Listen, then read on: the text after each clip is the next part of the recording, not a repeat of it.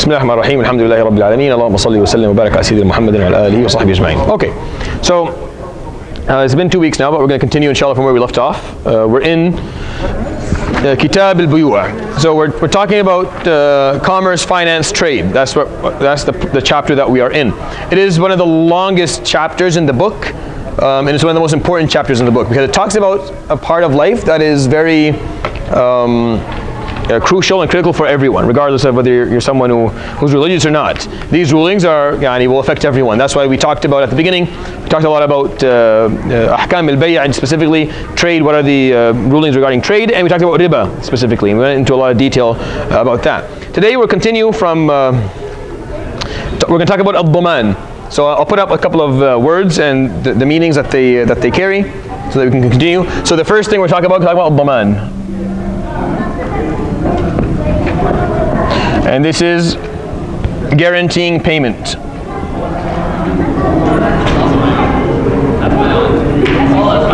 So guaranteeing payment, al-daman.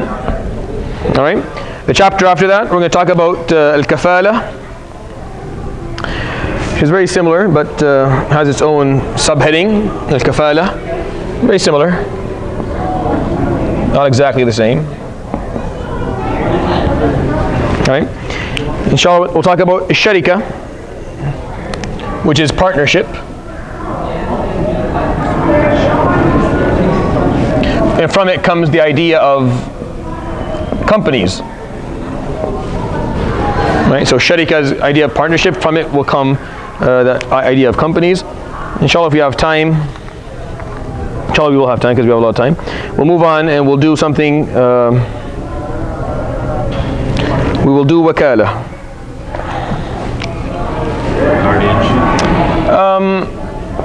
Or commission. The thing is that these words that were used back then had different meanings than the same word used now. So the same, which is a bit confusing sometimes when you're studying these things. But I'll explain them inshallah as we go along. So let's start from the beginning. ويصح ضمان الديون المستقرة في الذمة إذا علم قدرها. ولصاحب الحق مطالبة من شاء من الضامن والمضمون عنه إذا كان الضمان على ما بينا. Okay, so it is acceptable and is permissible for you to guarantee payment for debts that are established established upon a person, established upon his dhimma, upon his personal rights or personal assets. إذا علم قدرها, if the amount of it is known, meaning you want to take money, you want him to lend you money, and you're willing to lend him money, but you want to guarantee that you're going to get the money back. So I can be a guarantor. I can come and guarantee you that he will pay you back. So what does that mean in Islam? What is that? What implications have? Is that acceptable? Yes, it is acceptable. It's permissible for me to guarantee if the amount of money that you are lending him that's going to be paid back is known. You can't say, I want to take a loan from brother. Will you guarantee me, or will you be a guarantor for me? And I say, yes, I'm your guarantor. I don't know how much is being lent here. That doesn't work. I have to know exactly what's going. And then you, the one who is owed the money, you are allowed to come and ask me, the guarantor, or the person who took the loan from you for the money. Both of us, you can ask either of us for the money. We both have to take care of it. If the guaranteeing process is as explained, meaning we know the amount. So if I guarantee you to him in terms of giving the loan, you can come and ask me for the money, or you can ask him. So guaranteeing is a very it's a bit of a dangerous process. It has to be thought out properly. Because shouldn't he get it when the date is met? Yeah. So let's say the day is met, and let's say we're paying back in installments. And the day comes for that installment, and you don't pay him. He can ask you, or he can ask me. He can come and he can claim the money from me as well, because I guaranteed you, and I would have to pay. So وإذا غرم الضامن رجع على المضمون عنه إذا كان الضمان والقضاء بإذنه. And if I end up paying you as the guarantor, you ask me for the money, since I guaranteed and I pay you the money, then he owes me the money. Does that make sense? You understand the triangle how it's working? Now he's going to owe me the money as long as that I guaranteed him and I paid you with his permission. or with his knowledge. Meaning I'd guaranteed him with his knowledge. He can't come and take a loan from you, and then I guarantee him for you, and he didn't ask for it. He's like, I don't want your guarantee, I don't want you to do it, don't do it, but I do it anyway. And then when you ask for the money, I pay you, he doesn't know me. Because it wasn't with your permission, it wasn't with your consent. It has to be with your consent that I guarantee someone, and then if I end up paying the person who lent the money, then you owe me, right? And that's how guaranteeing works. Okay. It's pretty simple. Like the concept is pretty simple. It's not very difficult. It's just important to understand that these are the conditions that Islam carries regarding or has regarding guaranteeing payments. ولا يصح ضمان المجهول ولا ما لم يجب إلا درك المبيع.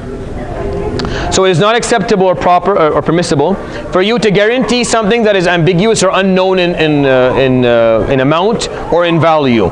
Yeah, whatever it is that you're guaranteeing, you have to know the value of it, you have to know the amount that you're guaranteeing. And you cannot guarantee something that is not obligatory for the other person to pay on time. Meaning if you agreed that you would pay him in a year, I can't guarantee that you're going to pay him in 6 months, because that's not what you guys agreed upon. You agreed upon a year. So I'm guaranteeing something that the time for it has not come yet. That doesn't make any sense, because that's putting you in a bad situation. You agreed on a year. Why am I guaranteeing 6 months ahead? That's actually abusing you. إلا درك المبيع. The only thing that you can guarantee that doesn't carry those conditions or goes beyond those conditions is the legitimacy of an item that's being sold. So let's say you want to buy this phone from me. He can guarantee that the phone is as described. Does that make sense? So you can guarantee that the phone is as described when I am going to sell it to you. And if it's not, then you can ask either of us for the money, or for a refund, or to take the phone and get the refund. So that's acceptable. So if the sale is legitimate, you can guarantee that the sale is legitimate. Okay, so that's the first part of Dhaman, guaranteeing payment. The second one is going to be called al-kafala, which is very similar. وَكَفَالَةُ بِالْبَدَنِ جَائِزَةٌ. And you can guarantee someone else's physical presence. Al-Dhaman. So Al-Dhaman is guaranteeing, and Al-Dhaman is the guarantor. You're saying kafala is that the guarantor is present at the... So al-kafala is guaranteeing, وَكَفَالَةُ بِالْبَدَنِ جَائِزَةٌ. You can guarantee someone's physical presence for a court hearing, for example.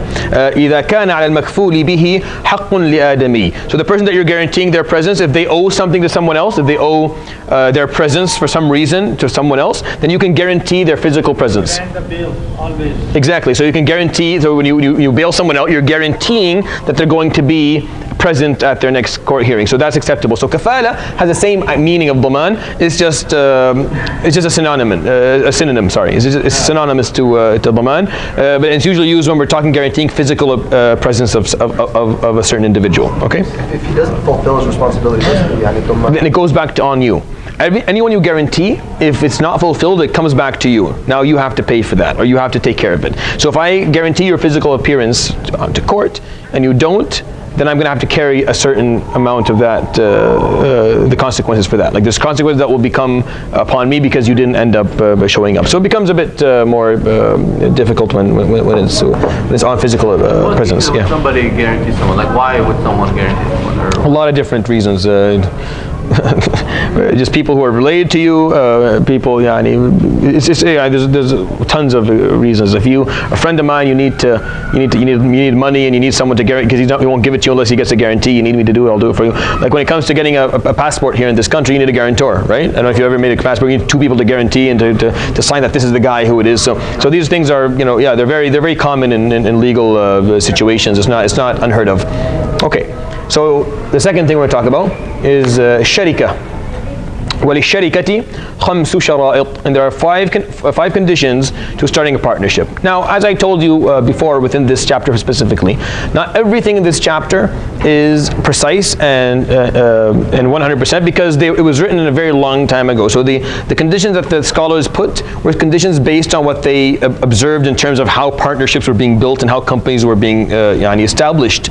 So some of these things are based on logic, not just specifically on Islam Islamic text evidence. So it's not all Quran and Sunnah. Some of it is just common sense and logic. They may apply today and they may not apply today. Like it may be applicable in a situation today, may be not applicable at all, but it's okay. The ones that are applicable, we will I'll point out, and the ones that are less applicable, I'll point out as well, inshallah. So the first condition for a sharika, for a partnership, أن يكون على ناض من الدراهم والدنانير. Meaning it has to be based on a certain amount of money. Meaning there has to be a capital that is put in that we are partners in.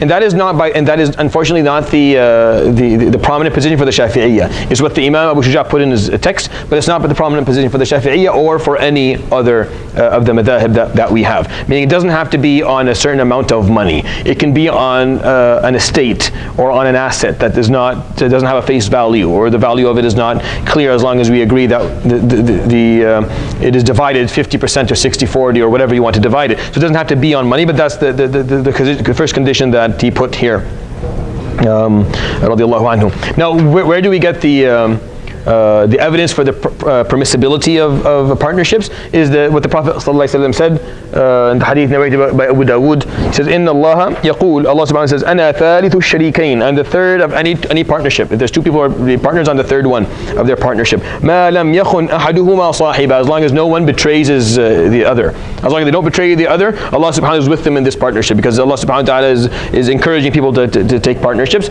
And if one of them betrays the other, then that partnership is destroyed, and Allah subhanahu wa ta'ala leaves them. فَإِذَا خَانَهُ خَرَجْتُ مِنْ بَيْنِهِمَا. If one of them betrays the other, then I leave this partnership alone. So partnership is something that is encouraged in Islam because it strengthens bonds. It allows more the fluidity of cash and of wealth amongst people, and it strengthens economies. So as long as there's no betrayal. Once you're betrayed by a partner, you should leave that partnership. You shouldn't go back again with different conditions. If there's betrayal, you should get out of that partnership. That's the first condition on money, but it's a condition that doesn't apply even for the Shafi'iyya. It's an old condition.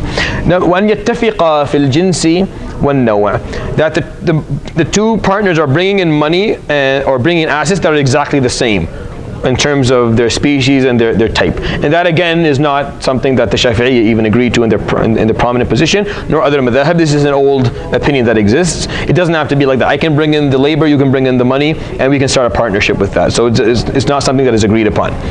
وَأَنْ يَأْذَنَ كُلُّ وَاحِدٍ مِّنْهُمَا لِصَاحِبِهِ فِي التَّصَرُّفِ. So the third condition is that each partner allows the other partner to act on behalf of the partnership. So in order for it to be a partnership, we both have to have the ability to perform transactions, and buy and sell, to do something with our partnership equally, or at least based on the cut down of what the partnership looks like. Or else it turns into employment after that's no longer a partnership. وأن يكون الربح والخسران على قدر المالين. And for losing or making money, for profit or for loss, to be based on the percentage of how much we have in the partnership. So if I have 60% of the assets and you have 40%, and we are going into business, if we make money, then I make 60%, I get 60% of the profit and you get 40% of the profit. And if we lose, I lose 60%, you lose 40%, based on what you've invested into this partnership. And that's important. When you think about it, a lot of partnerships today don't follow those simple rules. So you'll be asked to maybe become a partner within, let's say you're 10%, you're putting 10% in, but then you're carrying 15% of the losses, or maybe only 5% of the profit.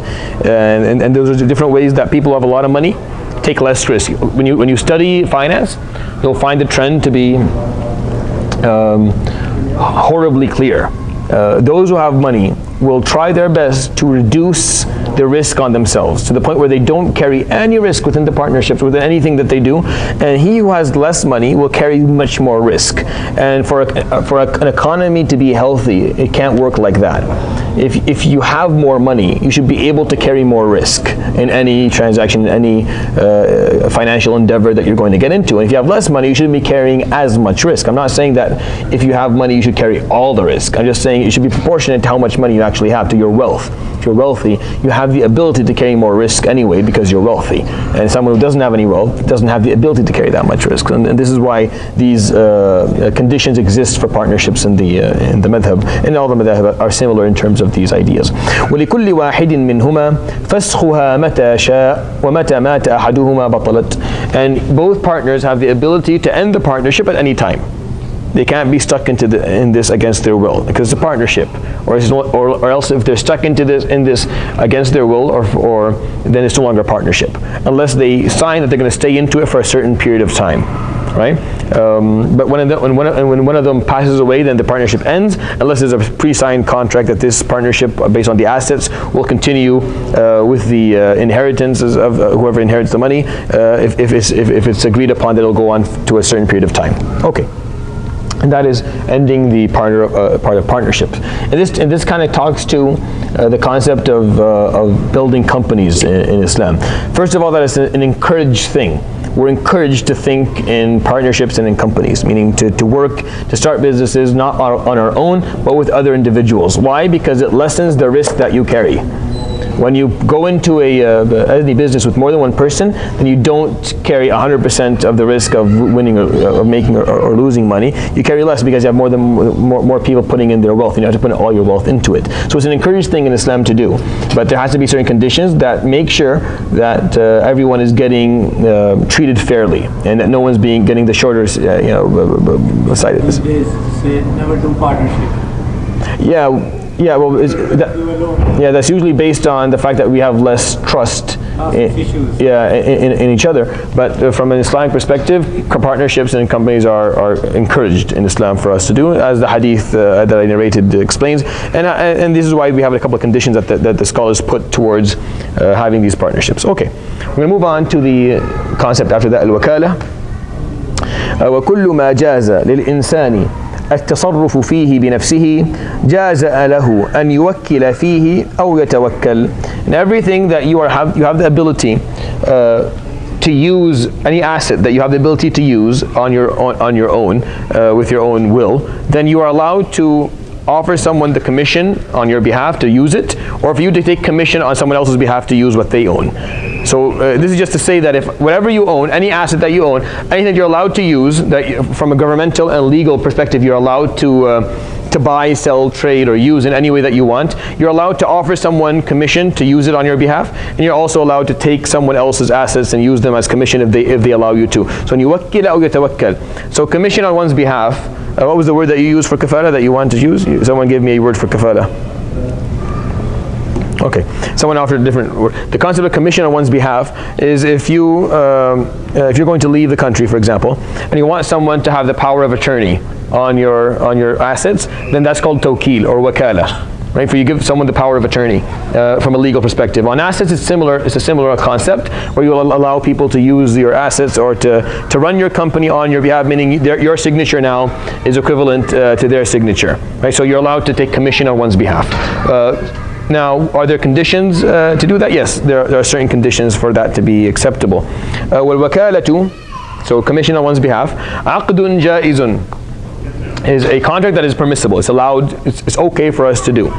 وَلِكُلٍّ مِّنْهُمَا فَسْخُهَا مَتَى شَاءَ, and it's permissible for either parties, whether the one who is commissioning or the one who's offering it, meaning the person who is commissioned, meaning he's no longer using his assets, or the person who is commissioning on his behalf. Both parties have the ability to end this transaction at any time that they want. They're allowed to end this commission on any time that they want. وَتَنْفَسِخُ بِمَوْتِ أَحَدِهِمَا, and if either of them die, then this commission will end. If one of them died, if I'm taking commission on your behalf, so my signature is now equivalent to yours and your assets, and then you pass away, I lose my wakala. It's no longer with me. And if I die, of course, that's obvious because I can't do it anymore. So it's not inherited. That's the point here that's being made. So if I was on your behalf, I was a commission on your behalf, and then you pass away, it doesn't stay with me. It goes away. Your inheritance, those who inherited from you, are allowed to give it back to me if they want to, but it doesn't stay with me. And that's something that goes against. That's not how the law works here, by the way. So if you give someone the power of attorney on your assets, if you pass away, it stays with them. So they still have the power of attorney on your assets. Your descendants don't. That's how it works. No, back home no. No, I'm saying here. I'm saying the law here. Yeah, back home no. I'm saying the law here. So whoever, if you're offered power of attorney and it goes on after you pass away, it's still with that person, and it causes a lot of legal problems. It's it becomes a very messy issue. Yeah. Usually these are lawyers. They're not. Yeah, it's usually they're lawyers. They're not just regular individuals. But it could go on. Yeah. But Islamically, if you had that exact same person in your will, then the attorneyship or the wakala would continue because you have them specified in the wasiyah, right? Yeah, they're specified in the will. That's a different thing. So now it's becoming within the will. It's not something that was agreed upon outside of the will. The will itself it's a renewal, basically. The will. Yeah. But once you die, it's gone. Well, wakilu. Commission would be from the Prophet. The commission money would be from the Prophet. Is there a hadith you mean? Like, is it? I think you have the word for No, this is not talking about making money. This is just, let's say you have a company and you're going to leave the country and go. Who's going to do this for you? So someone who you give wakala to. Power of attorney? Yeah, commission on one's behalf is different. Commission on one's behalf is different than commission in terms of how much money you make. Commission on one's behalf is for you to be able to use their assets in their name when they're not there. Yeah. So it has nothing to do with making money.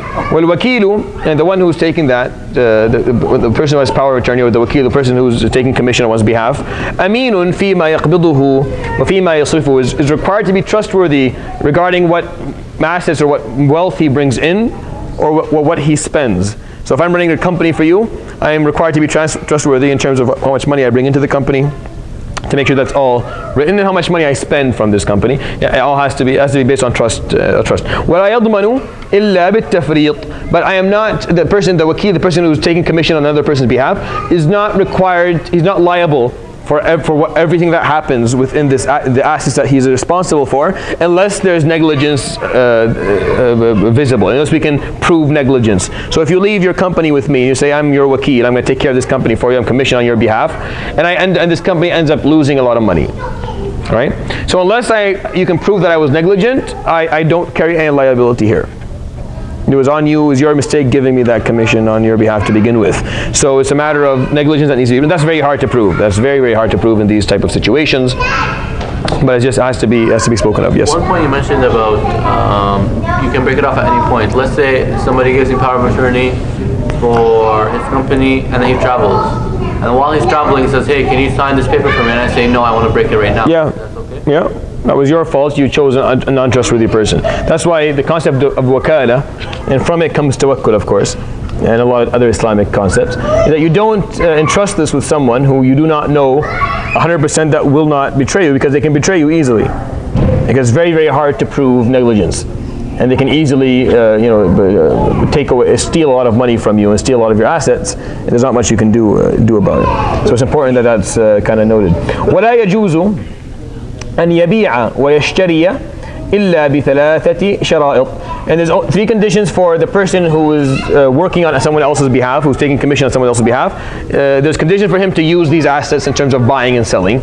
This is specific for buying and selling. For the first one, أن يبيع بثمن المثل. He can't sell any of the assets that he's working with less than their face value. Like he can't, because that means he's betraying the trust. So if I'm taking over I'm giving the commission on your behalf on a company of phones, and I'm going to sell these phones for half their price, I can't do that. It's not acceptable for me to do that, because I have to sell with the price that's the face value of what I'm doing, or else I'm actually betraying the trust of the person who put me in my position. وأن يكون بنقد البلد, and of course this is a specific condition to back then. It has to be the money of the country that they're living in, and that's a condition that no longer applies anymore with the currencies that exist in the world. Maybe it would apply to having fiat currency, not cryptocurrency, because of the fact that cryptocurrency is not trustworthy. But that's why they use this, because if you bought or sold things using a currency from a different country, easily that currency could be deemed worthless at any point. So that's why they use this condition. However, it's not a very strict one.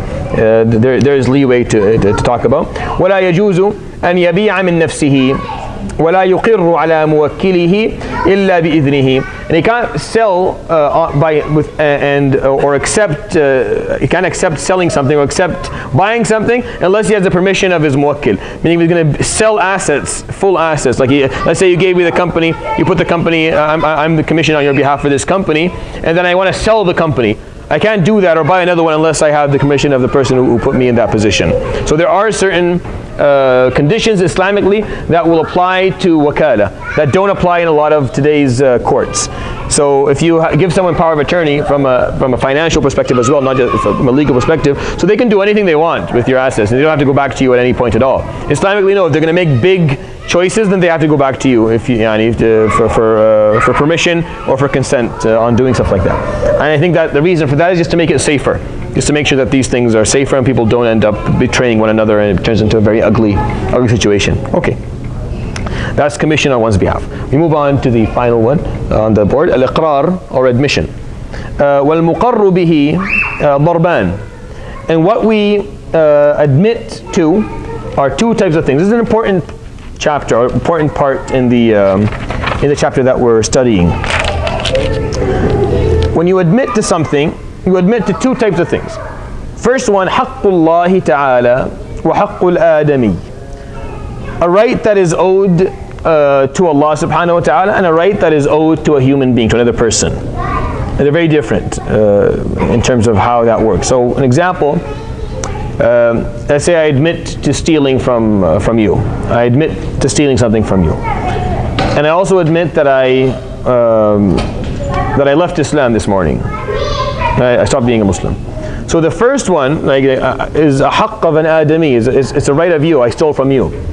And the other one is the haqq of Allah subhanahu wa ta'ala. It's something, I don't owe anyone anything, I owe this to Allah subhanahu wa ta'ala. فَحَقُّ اللَّهِ تَعَالَى يَصِحُّ الرُّجُوعُ فِيهِ عن الإقرار به وحق الآدمي لا يصح الرجوع فيه عن الإقرار به. So the right of Allah subhanahu wa ta'ala is permissible for you to retract to what you admitted to. Right? And the right of a human being, it is not permissible for you to retract what you admitted to. So if I admit that I stole from Harun money, I can't retract and say, no, I didn't. I was lying.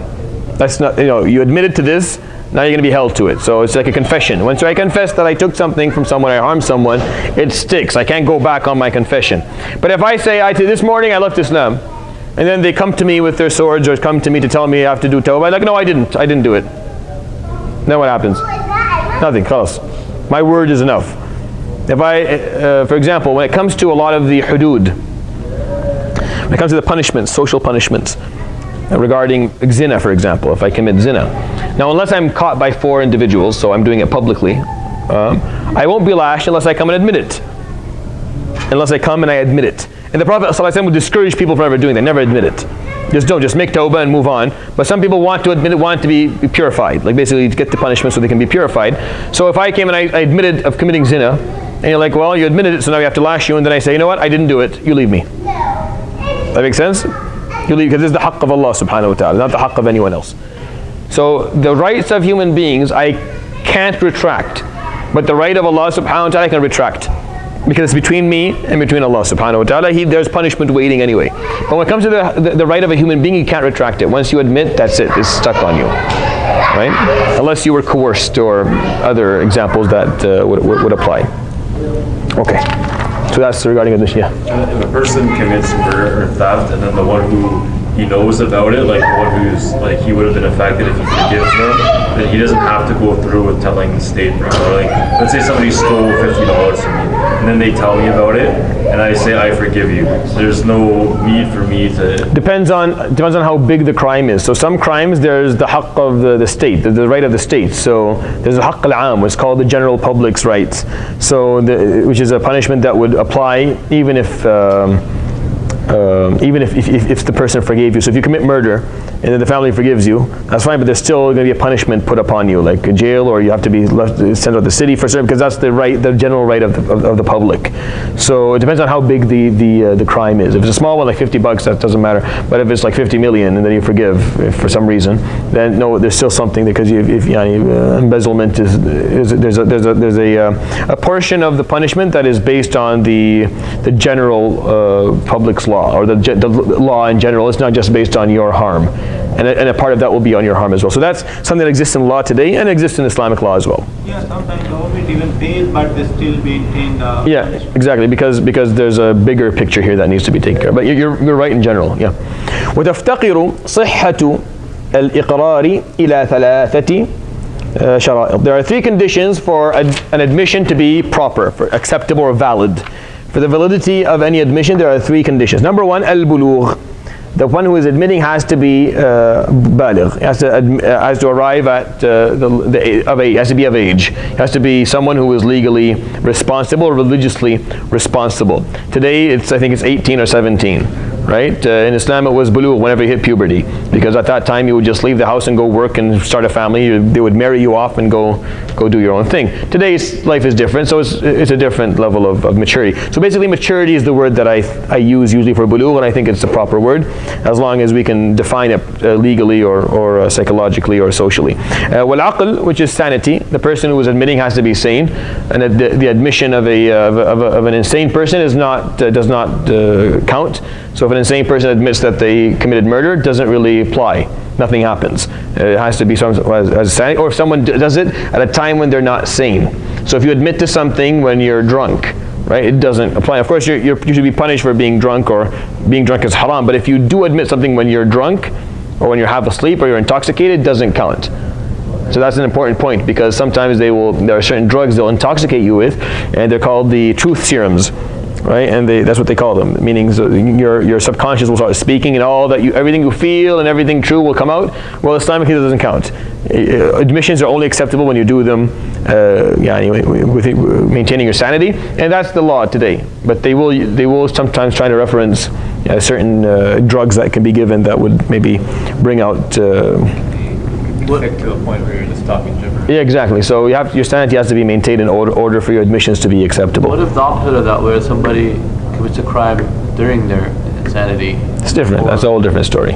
Or their drunkenness. Yeah, so that's a whole different story. When you commit a crime when you're not totally sane, or you're intoxicated, or you're not aware, different rules apply. That doesn't be. Of course, it's not treated as if you were sane, or you were completely or premeditated. It's treated differently. Some of it is not. To a certain extent, you're not liable, but on the other hand, for certain things, you're still liable. So it depends on what you do, really. So like here, there's a lot of people, they complain, oh, I did this because I was drunk, whatever, and it's like, oh, yeah. So that. It's fine. Like yeah. So being drunk or angry doesn't count. Like being drunk or angry is not. Sorry? I don't know. So being drunk or angry doesn't cut it.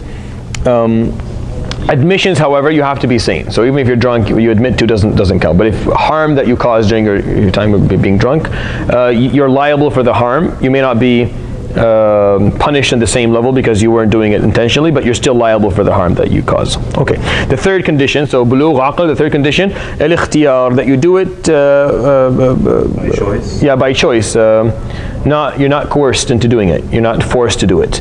So if someone holds a gun to your head and says, admit that you did this, and you admit it, doesn't count. So any form of coercion doesn't count the admission. And most people in the Middle East, and when they admit to anything, they're admitting under a huge amount of physical and mental pressure. So it doesn't really count. وإن كان بمال اعتبر فيه شرط رابع. And we're talking about admitting to money, and there's a fourth condition that applies. وهو الرشد. Rushd, which is discernment between right and wrong. Yeah, discernment, knowing what is understanding money, basically. Rushd. We talked about rushd once before. We said that bulugh is just maturity. Rushd is understanding, is comprehension, is appreciation of what wealth is and what money is, and knowing that. So rushd is basically the opposite of sufaha. If you remember, we talked about Shafiee a few lessons back and what that means. So the opposite of sufaha is rushd. And of course, this is not agreed upon for all madhahib, by the way. And today, different understandings apply to him. Okay.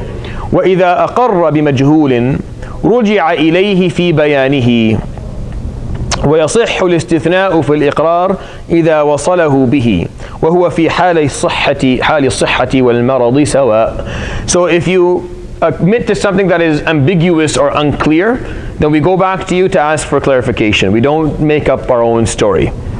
So if you say, yeah, I admit to taking that thing, and then I just say, okay, well, he meant the closet, and you meant like the pencil. So we have to go back to you in terms of clarifying what is it that you admitted to. So you have to admit to something very clear before it actually is stuck, meaning you're going to be held accountable for returning it, or you're liable for the damage that happened to it.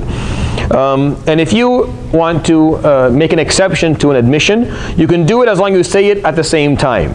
And I know this sounds weird, but this is a good way of people conning other people. So I say, yeah, I admit I owe you $100,000. And then you walk away, and I say, like, yeah, except the first 50 that I don't owe you. So that's not an exception that's acceptable. I have to say in one sitting that I admit to this much, but accept that much that I don't admit to. Or admit to this estate except the house, or this estate except the last part of the land. So if I'm going to say an exception and an admission, I have to say it at the same time. I can't say it later on under my breath, or do this silly stuff that people use to try to con other people. So when I put an exception to an admission, it has to be done in one sentence for it to be acceptable. And it's whether you're healthy or sick, it's the same thing. Meaning here, it's not. It doesn't matter whether you're terminally ill. Where was that important? Where was terminal illness a problem or an exception? Can you remember? I talked about this a few weeks back. When is terminal illness a problem? Go ahead. For the will? Yeah, for the will. So I can't, when I'm dying on my deathbed, I can't give away more than how much of my assets? Third. I can't give away more than a third. Right? And I can't divorce my wife so that she doesn't get her inheritance. I can't do these things. There's certain things you can't do when you're dying. So but admitting to something is acceptable when you're dying. You should do it when you're alive. Yeah, if you want to do it during your life, like doing when you're fine. If you want to do it, fine. But because you're doing it when you're dying, you're just trying to deprive her from inheritance. And that's haram. That's not acceptable. And when you're giving away more than a third, you're depriving your sons and daughters from the inheritance. So that's not acceptable either. You want to do that when you're alive, that's up to you. People just do the will at the end when they are dying. Yeah, it doesn't work. Yeah, it doesn't work. So that's if you're alive and you're healthy and you want to give away your money, do that. But in your will, you can't go over a third. It'll be revoked. So if your will says I want to give away 99% of my assets, we only give away a third, and the rest goes to your inheritance. Like we don't even listen to it. It doesn't count because you're going against the Sharia in terms of what you're allowed to do. So if you want, because you could have easily given away your assets during your life. Why did you do it during your life? Why are you waiting to die to you basically just rip off the people who are your descendants? Yeah. So when it comes to admissions, it doesn't. You could be terminally ill and then admit, yeah, I ripped him off, I took his money, so that counts.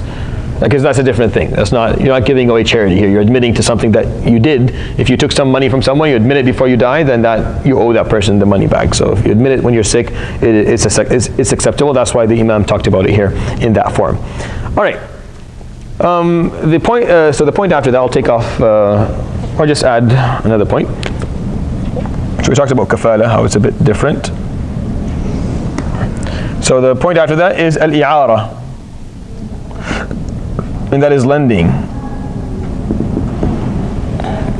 Not money. I'm not talking about money here. I'm talking about assets. وكل ما يمكن الانتفاع به مع بقاء عينه جازت إعارته إذا كانت منافعه آثارا. And everything that you can benefit from without destroying its essence, without actually ruining it, or it's no longer, or it fading away, then you can loan or lend to someone, as long as the benefits are something that are results from it being there, not from it actually fading away. So, lending a pen is a problem, because unless it's a refillable pen. If it's unrefillable, you can't refill it. Lending it makes no sense because you could use it and then it's unusable after that. So you give it back to me and it's useless. It's not a pen anymore. Lending a candle makes no sense. You don't lend a candle, because if I lend it to you, you use it, the candle goes away. It physically is not there anymore. But I can lend you a car, for example, because when you're finished using the car, it's still a car, it still works. But when I lend you a candle, when you use it, it's not a candle anymore. Or the pen doesn't work unless it's a refillable pen that you can put in ink later on. Does that make sense? So it has to be something that you don't ruin the essence of it when you use it. Which makes sense anyway in terms of lending, or else just give it as a gift or buy it. You can't lend it. You can say, return to me later. Candle. So you want to return what's left of it? Left or new one, replace it with a Yeah, that's not lending anymore. To replace something is not lending. Lending is here, just give it back later, the same thing, but that's replacing, that's a whole different thing. وَتَجُوزُ الْعَارِيَةُ مُطْلَقَةً وَمُقَيَّدَةً بِمُدَّةٍ. And you're allowed to lend something indefinitely and with a certain amount of time stuck to it. So I can lend you my phone and say just whenever you want to give it back, or I can say you have to give it back tomorrow. So it's permissible either way. وهي مضمونة على المستعير بقيمتها يوم تلفها. And it is something that is guaranteed by the person who's taking it when he takes it. With its value, he has to pay it back if on the day that he ruins it. So if I give you the phone, I lent you my phone, then you have to guarantee that you give it back. And if you don't, then you're responsible for reimbursing me with its value on the day that you ruined it, not the day that you bought it or took it. That's important to understand in lending things. So if I lend you my phone now, it may be worth maybe $800. Like for example, it's not, but let's say that. So then you use it and then you ruin it a year from now. A year from now, it's no longer worth $800. It's worth $600. So that's what you pay me back. You don't pay me back $8. Okay, you pay me back what it was worth the day it was ruined. So why? So that I can buy it. So if I want, I can buy the same thing. Does that make sense? So basically, you're going to reimburse me with the amount of money that will allow me to buy the same thing that I gave you. You're not going to give me $800 that now I can buy a better phone with it. No, you have to give me back the exact, because that's what lending is. You take risk when you lend, right? When you loan someone, you're lending someone something, you're taking some risk here. Like it's not a simple. So let's say the person just happens to be broke at the time. He has no money in his bank account. It's a debt now. Then can he just ask for an extension? Is he allowed to ask for that? It's a debt, but now it's just debt. That's all. Yeah. So he's not sinful if he just asks for an extension. No, but it's debt now. It turns into debt. It's no longer something that he took. It's not. Now it goes from being you lent someone something to now you owe me. Okay, you're in debt to me to give it back. What if I borrow someone's car and I scratch it and give it back to them? Yeah, so you ruined it, right? No, but it still works. You can still drive it. Yeah, but you ruined a certain amount, so you're liable for the damage. Right? You're always.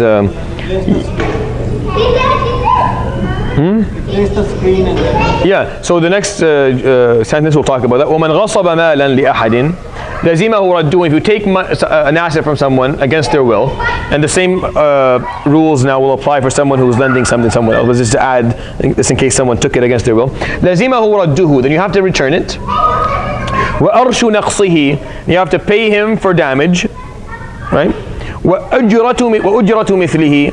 And you have to pay him the rent for using it that time. If I take it against your will, let's say I take your phone away from you, then I have to give it back. Now when I give it back and I pay for damages to the phone, if any damages exist, and I pay you for the time that I had the phone as rent for it. So let's say I had it for 3 months. How much would it cost to rent a phone for 3 months? Calculate it, and then I pay you that as well. And that is if I take it against your will. But if I don't take it against your will, meaning فإن تلف ضمنه بمثله إن كان له مثل. And if it's ruined, then he has to give something similar. He has to give the same phone, but not the same phone, but something similar to it back to you.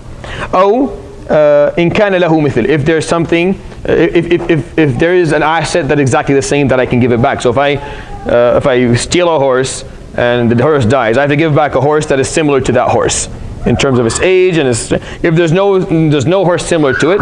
أو بقيمته إن لم يكن له مثل أكثر ما كانت من يوم الغصب إلى يوم التلف. And or else I give back the value of what it is that I took from you at its maximum value, not its minimum value, from the day that I took it to the day that I ruined it. So I took this phone from you, I stole it, and I have to give it back, but before I give it back it was ruined, destroyed completely. So either I give you back the exact same phone, I go buy something, or if I can't, I look at the value of the phone during the time that I had it. When was it the most expensive during the time that I had it? Let's say the second month that I had it was the most expensive, I pay you back that amount of money. That makes sense? That's what you have to do in case you take something against someone's will. But if I lend it to you, and then you ruin it, then you are liable for the damage that you cause to it, right? On the day that you damage it. So whether you ruin it fully or just damage it, you're liable on the day that you damage it to fix it, or to pay me back the amount of what it was, the value of it on that day. Sometimes it's cheaper to actually replace something than actually fix it. Like for a car, let's say you lent me your car, And on the day that I used it for a month. And on the end of that month, I had a horrible accident and I really bashed up the car. To fix the car is more expensive than actually the whole car. So how much was the car worth the day that I bashed it? Then I just pay you back that amount of money or buy a new car. Or I fix the car and give you back the car, if that's possible. But sometimes it's not possible because it's so damaged, it's unfixable, like at a certain point. And you said if it wasn't broken, you still have to pay a rental fee. No, that is if I take it against your will. Yeah. If I take it against you, I have to pay the rental fee. If I don't, no, I don't have to pay the rental fee. Yeah, and then like that amount, it's arbitrary, like you just kind of come up with it? Or? So it's calculated through the norm. You just see how much would it cost to rent a phone. You see whatever services exist out there for that, and you calculate it based on that, and then you pay them. If you take it against someone's will, you take it away, it was ghasban. You force them to take it away. If someone gives me a phone to take back home and to give to someone's friend, but somehow it's lost. What should I do? Should I return the phone to the person who gave it? Say it again? You're guarding My friend here in something. Canada gives me a phone to go back home and give it to his friend, but I lose the phone. So that's based on whatever you guys agreed upon. So there has to be an agreement here. For guarding something. Yeah, so there has to be an agreement in terms of when I guard this, am I liable to it or for it or not? You're guarding someone's. Yeah, so there has to be an agreement between you and the person whether you are liable for its harm or not, because you're not really benefiting from it. You're just taking an amana. So there has to be like a proper agreement in terms of how that works. We'll come to that inshallah soon. Like it'll be a part of our study inshallah. Yeah. Talk about it then. Yeah. Shouldn't the ruling be don't take something against someone's will? Okay, let me give you an example so this makes sense. You're away in a different country, right? And I don't have any means to contact you. And I go and I say, you know what, he has his car here, it's not you one's using it. I go and I pick the lock and I use your car for a while. I'm just using it, I'm just lending it, I'm just taking it as I'll bring it back. Then you come back and like, I didn't let you do this. So what do you have to give it back, you have to pay for damages, and you have to pay for rent for the time that you used it. Car rent for the time you used it, right? Because you took something without someone's permission or their consent. So it's not just going and taking something from you, it's using something that you own without your permission is also, of course that's acceptable. But here he's not talking about the ethics behind it, he's just saying if it happens, this is the ruling that applies to it if it happens. So okay. It's simple, of course, to take something. Of course. 100%. How do you prove that this with no, yes. How do you prove that this isn't typical theft, or how does a person, for example, like if the courts get involved, differentiate between this being normal theft and the iyaram that you're saying? So you use something that wasn't yours in terms of meaning you don't have ownership on, right? So it's upon you to produce evidence that you had permission. That makes sense? Like you were driving something that wasn't yours. So if you could prove that you're just borrowing it, yeah, you're fine then. You don't get the head punishment, you just get some other type of penalty. In that case, you're just liable for damage if you cause damage. That's all. So, but yeah, if not, then now you have to pay for damage, and you have to pay for rent, and you have to give it back, and it has to be. You end up you're a criminal. Okay, so after that is shufa. Shufa is preemption. Do you know what preemption is? Neither do I, so don't worry about it. I'll explain it in a moment, inshallah. Some words are very difficult. I had to look this up today because I had no idea what shufa was. I was going through my mind, what are we talking about today? I'm like, oh, shufa is here. So I have no idea how to explain shufa in English in one word, but I'll explain the concept of it in a moment. Is it the same root as shafa'a? It's similar, but here it has nothing to do with it. Like it's so. Nobody shufa back home, like. If I owe a land of peace beside my cousin, and if I sell it, my cousin can claim that he wants to buy it first. Yeah, so that's what the concept. But so الشفعة واجبة بالخلطة دون الجوار. So بالخلطة means there has to be joint ownership, or there has to be a mixing of assets. It's not about neighborhoods or neighboring. So if I have my piece of land is here, and it's fully disconnected from your piece of land, right? Then no, you don't have preemption on buying it. But if we own this piece of land together, it's like one mesh of a piece of land, and I want to sell my piece of land, you get first choice. You're owed opportunity to buy that piece of land before everyone else, because it's called preemption, it's called shufa, because of the fact that this will, it fixes a whole lot of problems in terms of, you guys need anything? Okay. A whole lot of problems in terms of people, legal differences or difference of opinions or fighting over assets. So this is what shufa is. Shufa is when we have joint ownership of anything, and I want to sell my part of it, my end of it. Then you get first picks. You get to buy it first. I don't have the ability, don't have the right to sell it to someone else before you. I have to offer you the chance to buy it first if you want to. فيما ينقسم دون ما لا ينقسم. This is regarding things that are dividable, not talking about things that are undividable. That's a whole different story. وفي كل ما لا ينقل من الأرض كالعقار وغيره. And this is regarding things that you cannot move from lands, like real estate, like houses and buildings. You can't move it away. I mean, I can't, like if I have a trailer and I want to sell it, you don't get first choice on the trailer, because the trailer can be moved out of the land, even if it's on your land. Like say you own the land, I own the trailer, my trailer's on your land, that's how we've had it for a long time. When I sell the trailer, you don't get first choice, you don't get preemption here, because this is something can be moved. But if I own a house on the piece of land that you have, right? I own the house, you own the land, and I want to sell the house, then you get preemption on the house. You get to buy it first if you would like to. Then if you don't want to, of course, I can sell it to whoever I want. This is a huge problem in the Middle East. Like, this is huge. I remember growing up and watching my extended family members, older ones, literally fight for years because of problems of this nature. Like I was a kid and I remember watching all my great uncles and great aunts just fighting all the time because of one person who wants to sell their piece of land. And he went and he sold it to some guy from a different village, and now this guy is coming in, he wants to build his house in the middle of our neighborhood, and my uncles are like, we will literally kill him if he thinks of doing it. So now guys carrying rifles, and a huge problem, and they would take it back to the courts, and the courts would say, well, there's shufa.